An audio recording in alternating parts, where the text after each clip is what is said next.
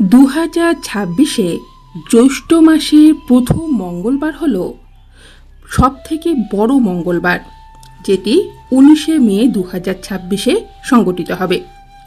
এটিকে উত্তর ভারত সহ বিভিন্ন জায়গায় বড় মঙ্গলবার বলে জানা যায় এবং এই জ্যৈষ্ঠ মাসের প্রথম মঙ্গলবারের বিশেষ একটি আলাদা মাহাত্ম্য আছে।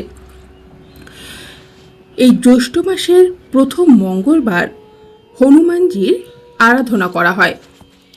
মানা হয় এই দিন হনুমানজি বা বজরংবলী মর্তে আসেন ভক্তদের কষ্ট দূর করতে। লখনৌ, কানপুর সহ বিভিন্ন জায়গায় এই বড় মঙ্গলবারের মেলা হয়। বিশ্বাস আছে এই দিন সিঁদুর, চামেলির তেল, বোঁদে ইত্যাদি দিয়ে হনুমানজির পূজা করলে সমস্ত মনস্কামনা পূর্ণ হয়। যার শনির সাড়ে সাথে মঙ্গল দোষ, ভয় বাধা আছে, এই দিন পুজো করলে তার ফল মেলে। এবং যার রাশিতে মঙ্গল ভারী তারাও উপকৃত পান এই জ্যৈষ্ঠের প্রথম বা বড় মঙ্গলবারে হনুমানজি বা বজরংবলীর পূজা করলে। এবং আজ আমরা এই ভিডিওর মাধ্যমে জেনে নেব জ্যৈষ্ঠ মাসের প্রথম মঙ্গলবারে হনুমানজির পূজা করবার নিয়ম কি, এই পূজা করলে কি কি ফল পাওয়া যায় এবং এর মন্ত্র। আশা করছি আজকের এই তথ্য আপনাদের ভালো লাগবে। যদি ভিডিওটি ভালো লেগে থাকে তাহলে লাইক, শেয়ার এবং সাবস্ক্রাইব করতে কিন্তু ভুলবেন না এবং কমেন্টে অবশ্যই লিখবেন জয় বজরংবলী। বন্ধুরা, আমাদের হিন্দু ধর্মে সপ্তাহের 7টি দিনের এক একটি দিন এক একটি দেব বা দেবীর উদ্দেশ্যে উৎসর্গিত। তেমনি মঙ্গলবারটি ভগবান হনুমানজিকে উৎসর্গ করা হয়।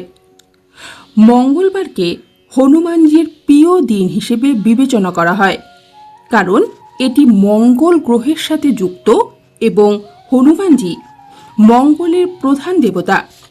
এই দিনে হনুমানজির আরাধনা করলে সমস্ত ধরনের সমস্যা দূর হয়, শত্রুর প্রতিবন্ধকতা ধ্বংস হয়, আত্মবিশ্বাস বৃদ্ধি পায় এবং ইচ্ছে পূরণ হয়।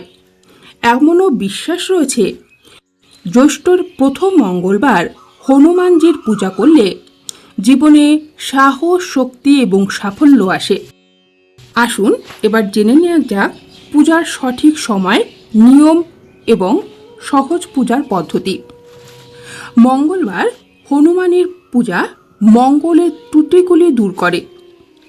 রাশিফলে মঙ্গল দুর্বল হলে মামলা, দুর্ঘটনা বা রোগের সমস্যা থাকে, তাহলে হনুমান পূজা তাদের সবাইকে শান্ত করে।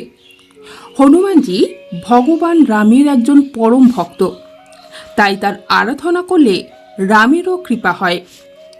এই দিনে উপবাস করলে শারীরিক শক্তি বাড়ে, ভয় দূর হয় এবং কাজে সাফল্য আসে। বিশেষ করে অবিবাহিতরা ভালো স্ত্রী পান, বেতনভোগী মানুষ পদোন্নতি পান এবং ব্যবসায়ীরা সুবিধা পান। তবে এই জ্যৈষ্ঠের প্রথম মঙ্গলবার যারা হনুমানজির পূজা করবেন তাদের জন্য পূজার কিন্তু সঠিক সময় রয়েছে। তার জন্য আপনারা মঙ্গলবার অর্থাৎ কাল সকালে ব্রহ্মা মুহূর্ত হলেও ভোর 4টে থেকে 6টা বা সূর্যোদয়ের পরে করা হয় তাহলে শুভ। যদি সকালে এটি সম্ভব না হয় তবে দুপুর 12টা থেকে 1:30টা পর্যন্ত বা সন্ধ্যায় প্রদোষকাল অর্থাৎ সূর্যাস্তের কাছাকাছি পূজা করার কথা বলা হয়েছে। মঙ্গলবার অভিজিৎ মুহূর্ত পূজা করবার জন্য অত্যন্তই শুভ। শুভ সময়ে পূজা করবেন এবং পূজা করবার সময় পূর্ব বা উত্তর দিকে মুখ করে পূজা করুন। সকালের উপবাস নিয়ে আসে শান্তি এবং সন্ধ্যার উপবাস দুঃখ দূর করে। আপনি যদি উপবাস রাখেন তবে আপনি জীবনে কি পেতে চান তা বিবেচনা করেই পূজা করুন। হনুমানজিকে পূজা করবার জন্য আপনি সকালে স্নান করে লাল বা কমলা রঙের পোশাক পরুন। হনুমানজি লাল রং পছন্দ করেন। বাড়িতে বা মন্দিরে যেখানে পূজা করবেন সেই স্থানে গঙ্গা জল দিয়ে শুদ্ধিকরণ করুন। তারপর একটি জলচৌকি পেতে হনুমানজির মূর্তি বা ছবি স্থাপন করুন। তার সামনে ঘি বা জুই তেলের প্রদীপ জ্বালান। হনুমানজিকে সিঁদুর, লাল ফুল, লাল চন্দন আর ছোলা নিবেদন করুন। বেসনের লাড্ডু, গুড়, ছোলা, বোঁদে, কলা ইত্যাদি অর্পণ করুন। এগুলি হনুমানজির প্রিয় খাবার।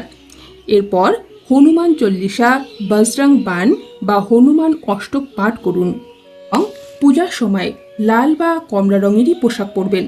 কালো পোশাক কিন্তু পরবেন না, এতে হনুমানজি ক্রুদ্ধ হন। সাত্ত্বিক খাবার খান।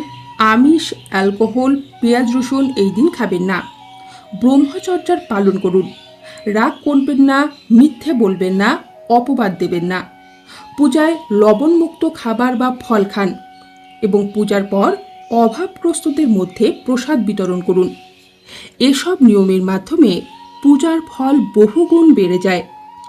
জ্যৈষ্ঠের প্রথম মঙ্গলবার এই পদ্ধতিতে হনুমানজির পূজা করলে বজরংবলী সন্তুষ্ট হন এবং সমস্ত মনস্কামনা পূর্ণ করে, মনের শক্তি যোগায়, শত্রু নাশ করে। এবং সবচেয়ে শক্তিশালী মন্ত্র ওম হোং হনুমতেই নমঃ এই মন্ত্রের 108 বার জপ করুন বা বজরংবাণ পাঠ করলে ভয় নেগেটিভ এনার্জি কাটে। মন্ত্রটি আমি পিন পোস্টে কমেন্ট করে দেব, আপনারা অবশ্যই দেখে নেবেন। বন্ধুরা, আজকের মতো ভিডিওটি এখানেই শেষ করছি। নমস্কার, ধন্যবাদ, ভালো থাকবেন, সুস্থ থাকবেন।